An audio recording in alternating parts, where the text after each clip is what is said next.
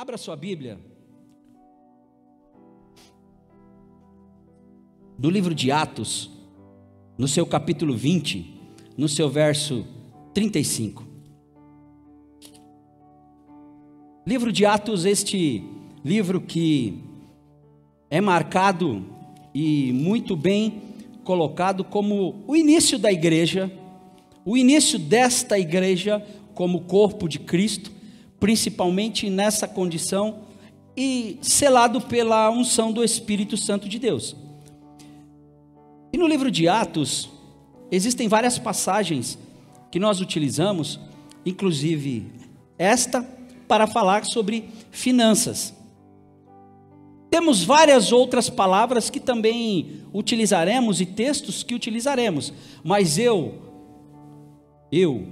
como fui bem educado, vou seguir o texto de quem fez, porque se fez, é porque Deus tem algo para falar através desse texto, e quem fez está presente. Imagina se eu não seguir esse texto, nosso irmão diácono Wagner Heder, porque todos os nossos 12 dias foram escritos por pastores da nossa regional este ano, na verdade foi o ano passado para este ano, e Deus tem abençoado, e diz assim: tenho-vos mostrado em tudo, que trabalhando assim, é necessário auxiliar os enfermos, e recordar as palavras do Senhor, que disse: mais bem-aventurada coisa é dar, do que receber. Mais uma vez, tenho-vos mostrado em tudo, que trabalhando assim, é necessário auxiliar os enfermos, e recordar as palavras do Senhor Jesus, que disse: mais bem-aventurada coisa é dar, do que receber. Vou ler mais um texto e depois passarei para ele, se ele quiser colocar na apostila dele, aí ele vai colocar na apostila dele. Lucas 6, 38. Embora ele fez um comentário, e graças a Deus ele fez esse comentário também no texto que vamos ler. Muitos dizem e muitos colocam também esse texto como um jargão para ofertas, um jargão para receberem ofertas, quando na verdade também é, mas a medida que ele coloca é a medida em que nós tratamos os seres humanos, em que nós colocamos em prática a nossa fé, caridade, amor, bondade. Diz assim: dai e ser-vos-á dada, dai e ser-vos-á dado, boa medida, recalcada, sacudida e transbordando vos darão, porque com a mesma medida com que medides, também vos medirão de novo. Mais uma vez, dai e ser-vos-á dado, boa medida, recalcada, sacudida e transbordando vos darão, porque a mesma medida com que medirdes, também vos medirão de novo. Podeis assentar. Irmãos, falar de finanças, criou-se um mito muito grande na igreja, e isso é um mito diabólico, é um mito que em nada acrescenta, muito pelo contrário, simplesmente divide e diminui, de que falou em dinheiro, vai enriquecer o pastor, ou falou em dinheiro, o pastor já está preocupado com o bolso dele, falou em dinheiro, olha, eu quero, peraí, alguém aqui vive sem dinheiro? Algum de vocês aqui não precisa de dinheiro para viver? É uma pergunta, ela vai e volta, tá? Todos nós aqui necessitamos de dinheiro, todos nós aqui precisamos de dinheiro, inclusive a igreja. Ah, mas a igreja, Deus provê. É óbvio que Deus provê, é fato que Deus provê. Falar sobre finanças é algo que remete a muitos extremos, pois existem atualmente muitas pessoas que tornaram o dinheiro o seu Deus, E justamente por esta condição, acabam se afastando dos propósitos de Deus para a nossa vida. Deus é Deus do ouro e da prata. Então tudo é dele. Tudo vem dele e tudo é para ele. Sempre teremos essa fala. Enquanto a teologia da prosperidade nos ensina que precisamos ser prósperos financeiramente para sermos abençoados, a palavra de Deus vai na contramão disso, sempre nos ensinando que o melhor é dar do que receber. Ou seja, a prosperidade financeira está ligada ao comportamento do cristão ou dos cristãos em relação à sua benevolência para com as pessoas e para com tudo aquilo que Deus dá e coloca em nossas vidas. Ei, abra um parênteses. A igreja evangélica pentecostal, o Brasil para Cristo, não tem como base para finanças a teologia da prosperidade. Não tem como base a teologia da prosperidade. Eu preciso, Deus me dá, eu quero, Ele me faz, Ele isso ou aquilo. Se Ele quiser, Ele te dá. Se Ele quiser, Ele faz. Se for para o bem daquilo que é para o reino, Ele vai te dar. Se não for, esquece. Eu não sou adepto à teologia da prosperidade. Eu sou adepto ao Deus da prosperidade. Ao Deus que tudo nos dá. Ao Deus que tudo nos faz prosperar segundo o desejo e o querer dEle. Mas falar de finanças inclui a tua vida, a minha vida e a vida da igreja na sociedade. Porque nenhuma igreja é sustentada por recursos do governo. Nenhuma igreja, abra um parênteses, séria, é sustentada por recursos de governo, por ONGs sem o propósito de Deus.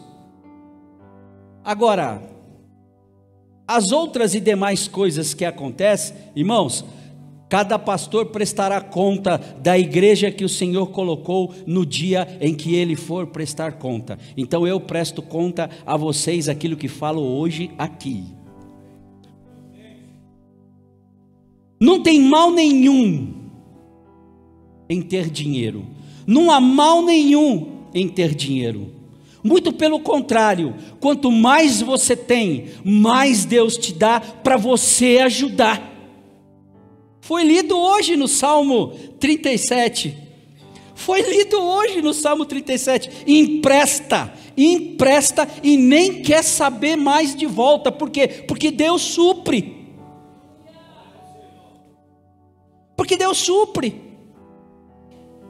Não tem mal nenhum em ter dinheiro. O maior mal é fazer do dinheiro o senhor da tua vida, quando na realidade o senhor da tua vida sempre tem que ser Deus. Não existe problema nenhum em possuirmos dinheiro. Se você tem muito e não quer, agora sou eu que estou falando, eu quero. Minha conta é 0067. Se você não quer, eu quero.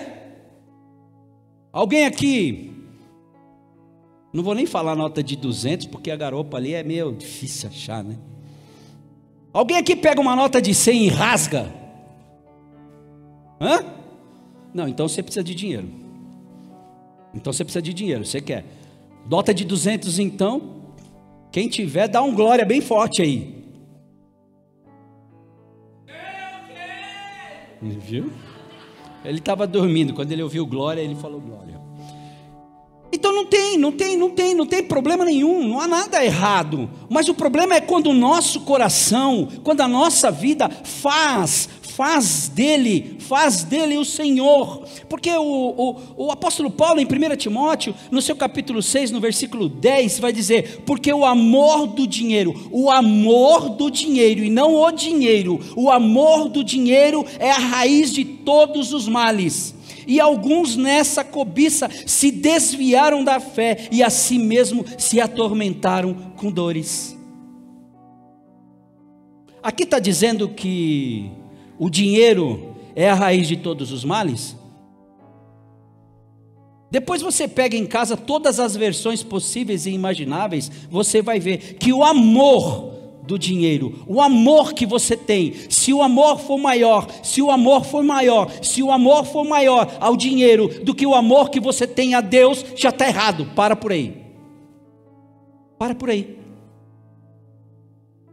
Não permita que o dinheiro te controle e tire a esperança em Cristo. Não permita que o dinheiro saia do lugar que ele realmente é e ocupe o local que deveria ser de Cristo em sua vida. Ei, como isso acontece? Tem tanta gente que pede a Deus, e aí Deus vai acrescentando, vai colocando, vai dando. A primeira coisa que ele pede é quando ele dirige, ou quando está com carta nova, é um carro, né, Claudinho? Aí Deus dá um carro, não é o seu caso, tá? E a primeira coisa que ele faz é, todo final de semana, partiu praia.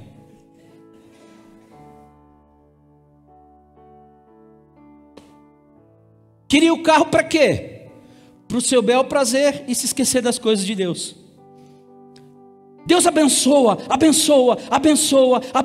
Eu quero tanto um refúgio para sair dessa cidade de pedra, essa selva de pedra. Não tem uma árvore, não tem nada, não é um local como esse. Ai, como eu queria ter um local como esse. Até eu queria ter um local como esse, para ficar, para descansar, boiar, sem nada. A primeira coisa que Deus vai e abre e dá tudo para ele, lindo, bonito, maravilhoso. A primeira coisa que ele faz todo final de semana, pastor, eu preciso cuidar lá, né? Deus deu, tem que cuidar, porque é um presente de Deus.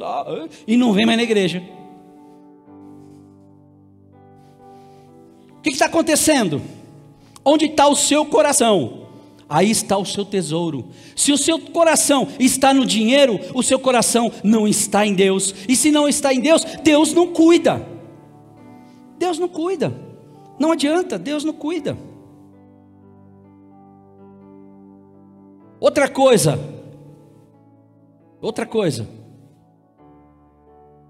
Deus não é Deus de barganha. Diga comigo, Deus não é Deus de barganha. Ei,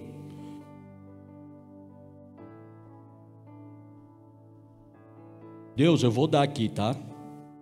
Mas lembra de mim lá naquele negócio lá que eu estou pedindo? Esquece. A barganha nunca deu certo. Em nenhum cenário, e principalmente em relação à prosperidade financeira. A barganha é um ato de dar esperando em troca, ou seja, fazer negócios. Esquece isso. Nós vamos ver alguns textos da Bíblia Sagrada. Esquece isso.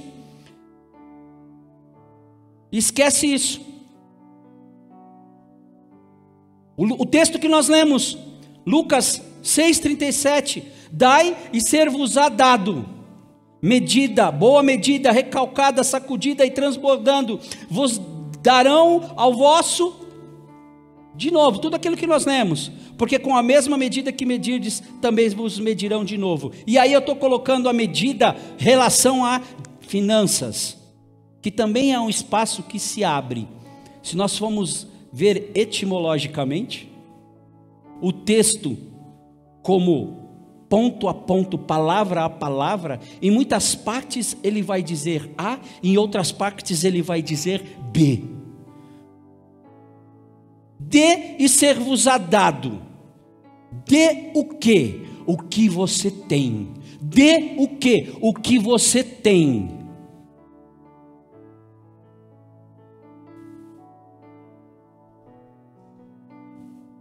E aí eu vou ler essa parte do texto, porque ele está presente e acompanhando a apostila. Esse texto é muito usado por pessoas para arrecadação de dinheiro. Mas aqui não se trata somente de dinheiro. Acertou, glória a Deus. Está aprovado, viu? Não se trata somente de dinheiro. Estamos sendo alertados sobre tudo, ser sempre abertos a dar e não receber.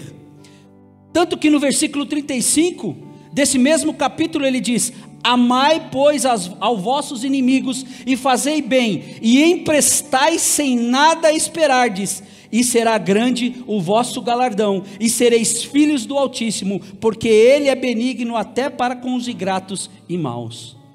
Olha, e mais uma vez Deus falando, quem empresta, e aí nós estamos falando de finanças, alguém não empresta o carro e não quer ele de volta, né? Alguém não empresta a casa e não quer ela de volta, né? Não tem como. E aqui nós estamos falando de finanças. Que glória, que maravilha, que alegria é quando, e tem gente assim, viu? E tem gente assim, quando você pede emprestado, quando você necessita, a pessoa te empresta, aí você vira e fala, ó, aconteceu, não, esquece isso aí, está tudo certo, não precisa mais, fica de boa, tá tranquilo, está favorável, está tudo bem. Por quê? Porque Deus supriu, e tem pessoas assim, mas se você pegou emprestado, irmão, devolve, né, irmão? Porque às vezes o irmão não tem tanto assim quanto você acha que ele tem, e para você não ficar mendigando, para você não virar escravo, porque você acaba virando escravo, porque todas as vezes que alguém deve alguma coisa para o pastor, ele, ô pastor, desculpa aí pastor, ó, daqui a pouco vira escravo. Por isso que quando eu empresto eu falo, ó, tchau, nem quero mais, esquece, mesmo não tendo. Por quê? Porque é ruim. Por isso quando você vir pedir alguma coisa emprestada para o pastor, cuidado, porque o pastor não pede de volta, mas Deus sabe. E como foi dito ontem, Deus sabe. Eu posso não saber nada, mas Deus sabe. Ou seja, nunca devemos esperar nada em troca das nossas ações. Assim seja com Cristo ou algum de nossos irmãos, sempre exercendo o bem. Agora eu vou trazer algo que enxertei ao texto, que ontem quando cheguei em casa, falei, eu preciso dar mais uma estudada, e estudando, Deus vai falando, e a gente vai anotando, e se vai falar tudo ou não, aí é com Ele. Você que está preocupado com relação a dízimos e ofertas, e a contribuição, quem crê na Bíblia? É o estatuto de Deus para as nossas vidas? Ela é a conduta de vida para o cristão? Você lê a Bíblia? Nós vamos ver que a palavra de Deus, ela é uma palavra divinamente inspirada, como dissemos na sexta-feira, e ela é proveitosa para tudo que lhe convém.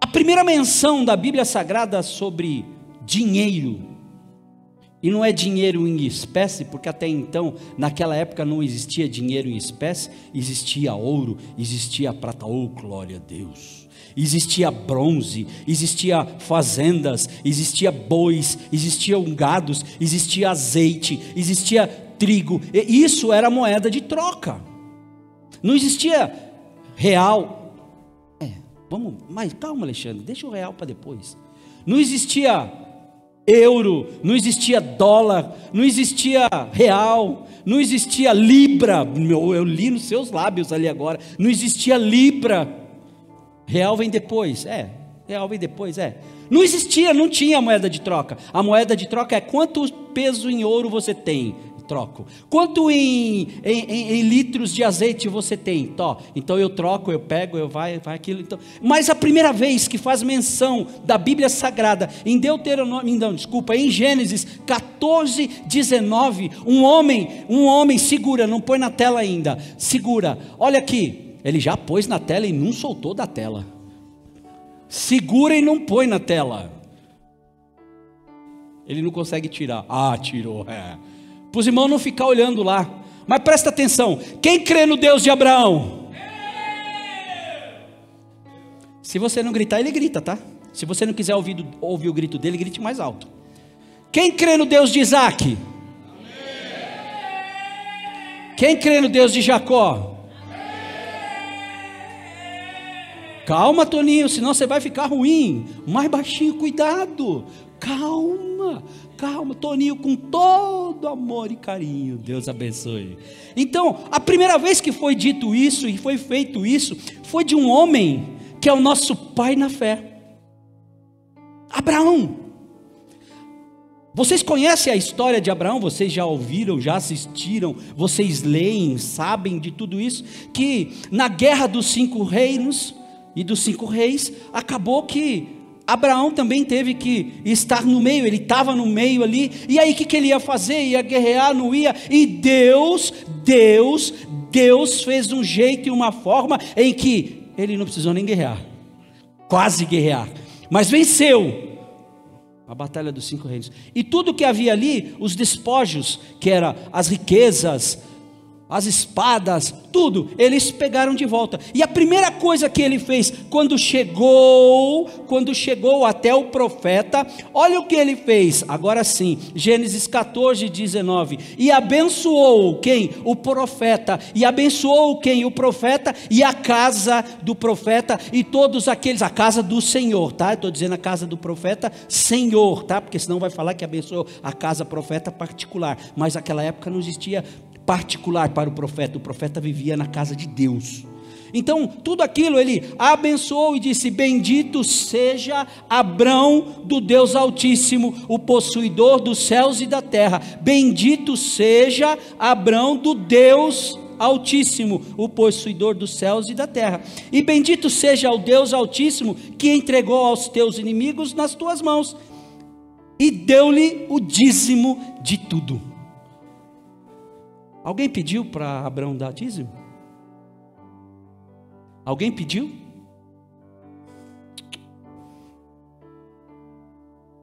Mais bem-aventurado é dar do que receber. Por isso que eu perguntei: quem crê no Deus de Abraão? Ou de Abraão? E quem crê no Deus de Jacó? Gênesis 28, 20, mais uma menção. Todos nós sabemos da história de Jacó, sabemos de tudo o que aconteceu, e Jacó teve que dar no pé, senão o irmão dele, como que era o nome do irmão dele mesmo? 3 pessoas sabem, como que é o nome dele? 10 pessoas sabem, como que é o nome do irmão de Jacó? 20 pessoas sabem, como que é o nome do irmão de Jacó?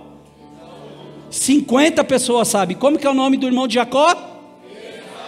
Glória a Deus, a igreja inteira sabe. Ele teve que dar no pé. E teve uma hora que ele, sozinho, ele e Deus. Gênesis 28, 20. E Jacó fez um voto dizendo: se Deus for comigo e me guardar nesta viagem que faço, e me der pão para comer e vestes para vestir, e eu em paz tornar a casa de meu pai, o Senhor será o meu Deus, e esta pedra que tenho posto por coluna será a casa de Deus, e tudo quanto me deres, certamente te darei o dízimo. Nós estamos falando de finanças para a tua vida, mas não dá para falar de finanças para a vida da igreja, não tem como. Você faz um voto com Deus, e quem nunca fez esse voto?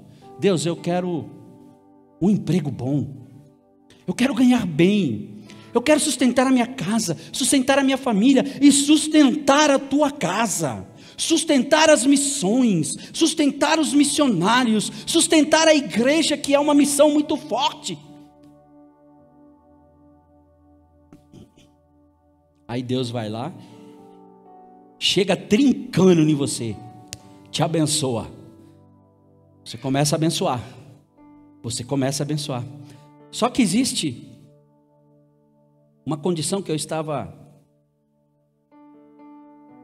falando com Débora, e é uma grande verdade. Dízimo significa a 10ª parte, ok? 10ª parte de tudo que se ganha, eu darei o dízimo. E tem irmãos que ficam colocando assim: poxa, mas eu recebo 100%, tiro 10%, vou viver com 90%. O pastor Miguel deu um ensino desse aqui e foi muito... Você não vive com 90%, você vive com 100%, porque 10 já não é teu. 10 já não é teu. 10 é do Senhor. Então não fica contando com esse 100. Por quê? Com esse 100. Com esse 100 que está na tua cabeça. Conta com o 100 que é verdadeiro, que é teu, porque os outros é do Senhor. Aí Deus chega trincando. Desculpa o termo, se é pejorativo, se é... Pastor não pode falar essas palavras. Eu sou humano como qualquer um, irmão. Tá? Eu sou humano como qualquer um. Aí Deus chega, vai junto, vai lá, vai, busca, tá tudo certinho. Aí você começa a receber um salário mínimo. Para muitos, mas para outros. Quanto está o salário mínimo hoje mesmo? 1.200 e... Hã? Aí tá vendo, eu estava no do ano passado ainda, que era 1.200 e pouco, 1.320. Aí você chega, eu vou falar isso, eu tenho que falar, 130 de dízimo. Aí Deus vai abençoando. Você não ganha mais 1, você ganha 2, você ganha 3, você ganha 4, você ganha 5, você ganha 6, você ganha 10. Aí você olha assim e fala: rapaz, 1.000 eu tirava 100. De 10.000 eu tenho que tirar? Não, Deus me abençoou com 100.000, eu tenho que tirar? 10.000 é muita coisa. Não precisa de tudo isso não. É muita coisa. Ei, lembra da vez que você ganhava só 1.000. Lembra da vez que você ganhava só 1.000. E a palavra de Deus é enfática, é clara, é objetiva, é instrutiva. Para você que duvida disso, olha o que diz Números, e eu já estou indo para o final, tá bom? Não precisa ficar olhando para o relógio, não, irmão. Eu sei que falar de finanças e dízimo dói. Dói mais em quem ganha mais, porque quem ganha pouco, dá sem reclamar. Números 18, 21. E você sabe que Números, Deuteronômio, Números, eles são partes do Pentateuco, eles são o Pentateuco, onde Deus esclarece e coloca. Agora eu tenho que ser pelo menos ali, né? Não, estou brincando. Deus coloca e estabelece coisas para o povo dele, através de Moisés, para herdar a terra prometida. O povo dele continua. Moisés também não tem, mas nós queremos herdar a terra prometida. E ele fala ainda, olha o que diz: e eis que os filhos de Levi tenho dado todos os dízimos em Israel por herança, pelo seu ministério que exerce. Olha Deus cuidando do ministério, o ministério da tenda da congregação. E nunca mais os filhos de Israel se chegarão à tenda da congregação, para que não levem sobre si o pecado e morram. Mas os levitas administrarão o ministério da tenda da congregação, e eles levarão sobre si a sua iniquidade pelas vossas gerações. Estatuto perpétuo será. Estatuto perpétuo será. Ou seja, não interessa se era com o povo de Israel lá no passado ou se é conosco agora. É estatuto perpétuo. E perpétuo, enquanto ele não disser que acabou, ainda continua valendo. e no meio dos filhos de Israel nenhuma herança herdarão, porque os dízimos dos filhos de Israel que oferecerem ao Senhor em oferta alçada, tendo dado por herança aos levitas, portanto eu lhe disse, no meio dos filhos de Israel nenhuma herança herdareis. E falou o Senhor a Moisés, dizendo, também falarás aos levitas, e dir-lhes-ás, quando receberdes os dízimos dos filhos de Israel, que eu deles vos tenho dado em vossa herança, deles oferecereis uma oferta alçada ao Senhor, o dízimo dos dízimos. Está aí o porquê do nosso estatuto ter o dízimo dos dízimos, é bíblico. Ninguém faz nada porque quer, faz quando não tem a presença de Deus. E contar-se-vos-á a vossa oferta alçada como o grão da eira e como plenitude do lagar. Assim também oferecereis ao Senhor uma oferta alçada de todos os vossos dízimos que receberdes dos filhos de Israel, e deles dareis a oferta alçada do Senhor a Arão, o sacerdote. De todos os vossos dons oferecereis toda a oferta alçada do Senhor, do melhor deles a sua santa parte. O Deus que cuida das finanças, Ele cuida da sua finança, irmã. Ele cuida da sua finança, irmão. Ele cuida da sua casa, Ele cuida do seu celeiro, Ele cuida, mas Ele também fala que é para você cuidar do que Ele também deixou para você cuidar.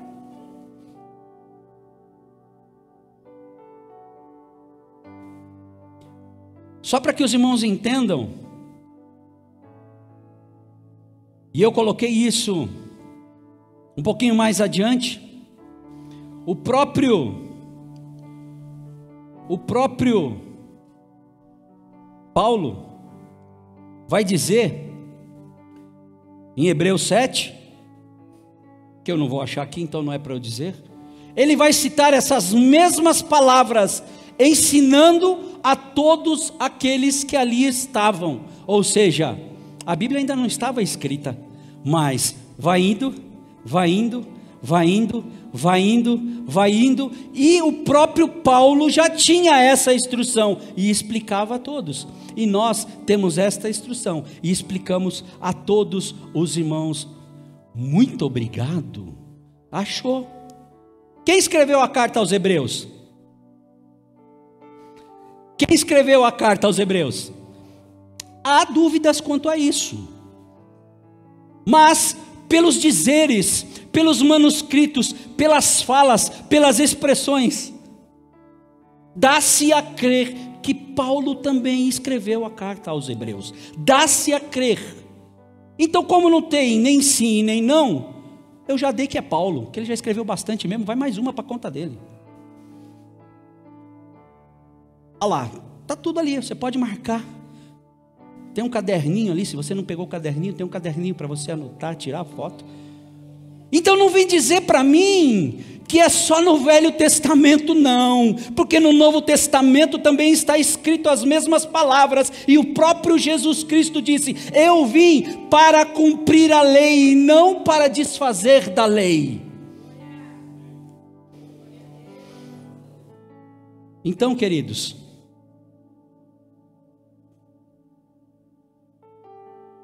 entenda isso para a sua vida.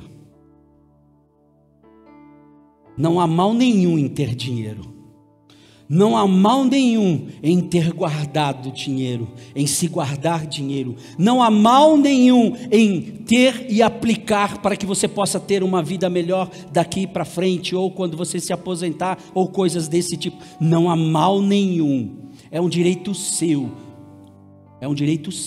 e é Bíblia, mas não se esqueça que quem te deu foi Deus, e se Deus te deu, é para você também abençoar, não é só para ficar com você, é para abençoar,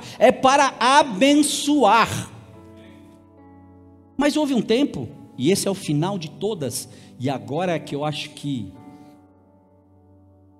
a coisa vai apertar mais, Porque todo mundo, quando fala de dízimo, quando fala de oferta, pega essa, vai lembrar logo de Malaquias. E até agora eu não citei Malaquias, deixei para o final, porque o final é a melhor parte. O povo começou a receber, o povo começou a ter, o povo começou a ter tanto, que começou a entrar na vida deles aquele sentimento: não precisa dar tudo isso, não precisa fazer tudo isso, não precisa disso. E os próprios que recebiam, e vocês conhecem a história, recebiam e usavam para o seu bel prazer, quando na verdade deveriam usar para a casa do Senhor. E um via e já não trazia, o outro via e já não trazia. Mas Deus não falou que é para você olhar o que estão fazendo, Deus falou que é para você dar, e quem está fazendo errado, ele que se vire depois. E os levitas da casa do Senhor começaram a usar de forma errada, e o Wagner via: não, opa, peraí, eu estou trazendo, o cara está pegando para ele, sendo que é para Deus, não, já não vou trazer, errado. Deus não fala que é para ele não trazer, Deus fala que é para ele trazer, e quem vai administrar, como nós lemos, que se vire para administrar. Se administrar errado, problema dele, não é seu. Mas o povo começou a fazer tudo isso de errado, e aí o que aconteceu? Deixou de ofertar, deixou de dizimar, e aí vem uma palavra de Deus através do profeta Malaquias, que essa palavra dói quando a gente fala. Você vai falar algumas vezes lá. O Senhor pergunta ao povo, Malaquias 3, do 7 em diante, ele vai explicar ao povo: desde os dias de vossos pais. Olha aí, aleluia. O Deus que cuida da tua palavra, Deus que cuida da palavra, o Deus que instrui, o Deus que cuida do ministério através da palavra. Desde os dias dos vossos pais. E olha que já tinha passado. Desde o dia dos vossos pais, desviastes dos meus estatutos. Quais estatutos? Gênesis, Números, Deuteronômio, que era o Pentateuco, que vigorava na lei, naquela condição, e não os guardastes. Tornai vós para mim, ou seja, dai a mim, e eu tornarei para vós, diz o Senhor dos Exércitos, e eu darei para vocês. Mas vós dizeis: e que havemos de tornar? Roubará o homem a Deus? Olha que pergunta mais insana. Roubará, pois, o homem a Deus? Desculpa o insana, mas na altura do campeonato como eles estavam, era uma pergunta que não deveria nem ter sido feita. E aí Deus chega e: roubará o homem a Deus? Todavia vós me roubais e dizeis: em que te roubamos? Nos dízimos e nas ofertas alçadas. Quem falou isso? O profeta? Foi o profeta? Deus. Você está perguntando para Deus? Cuidado que Deus vai te responder. Só que quando Ele te responder e não for a resposta que você queria, fica quieto e faz. Com maldição sois amaldiçoados. Ou seja, a prosperidade não vem, é uma maldição. É uma maldição. Por quê? Porque nós precisamos ter a bênção de Deus. Precisamos ter a bênção de Deus, porque Deus é o Deus da prosperidade, não o Deus da teologia. Deus é um Deus próspero. Com maldição sois amaldiçoados, porque me roubais a mim, vós e toda a nação. E Ele está dizendo para aqueles que cuidavam do tesouro que lhe era recebido, e toda a nação que não trazia mais. Aí ele diz: trazei todos os dízimos à casa do tesouro, para que haja mantimento na minha casa. E aí ele dá uma abertura muito grande: e depois fazei prova de mim, diz o Senhor dos Exércitos, se eu não vos abrir a janela dos céus, e não derramar sobre vós uma bênção tal, que dela vos advenha a maior abastança. Irmão, eu já disse isso aqui, eu sou prova disso. Muitos que aqui estão já ouviram isso. E ouviram até da boca do pastor Arnaldo, o saudoso pastor Arnaldo, que em um certo momento ele disse: olha, você, faça uma prova de Deus. Está aqui. Deus não prova e nem está aqui. Mas ele diz, fazei prova de mim. Etimologicamente, vamos estudar a palavra depois? Ok, mas vamos no texto aberto. Ele está dizendo, traga e faça prova. Traga e faça prova, se eu não vou te abrir a janela dos céus.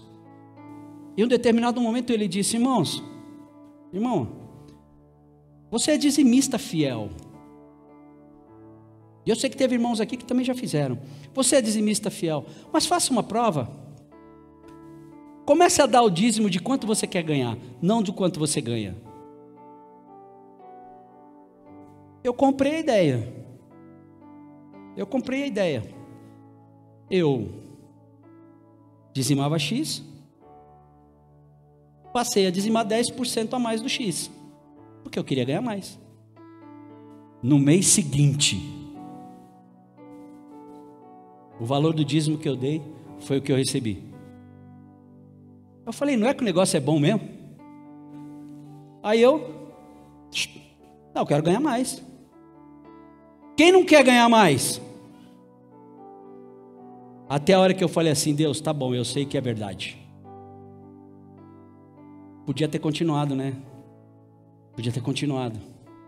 Mas enfim, eu falei para Deus que estava bom, porque Deus chegou, fez acontecer, fez em todas as nossas vidas, em toda a nossa casa, em toda a nossa família. Fez. Então eu sou prova de que Deus faz, de que Deus dá. Aquele que dá, dê, porque melhor é dar do que receber. Eu não tinha nem recebido ainda.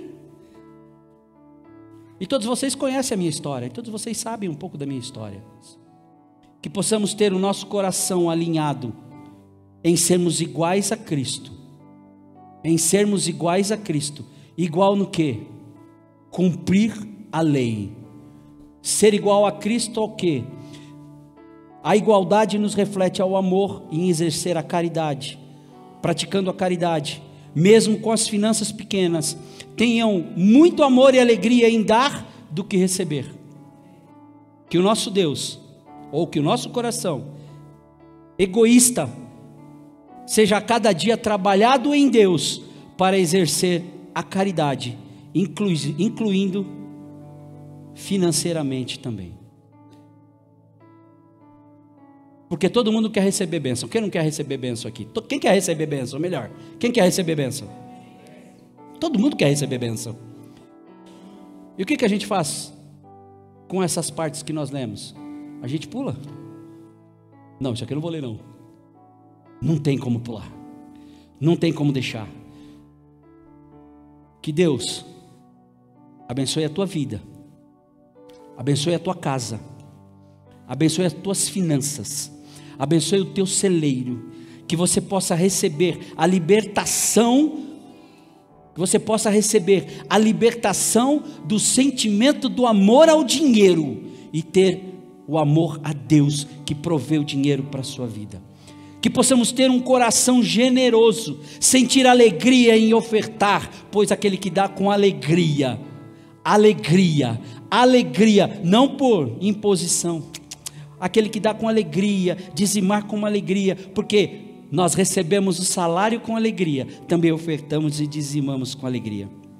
Que Deus nos oriente a administrar nossas finanças, e que Deus seja o Deus na nossa vida, inclusive nas nossas finanças.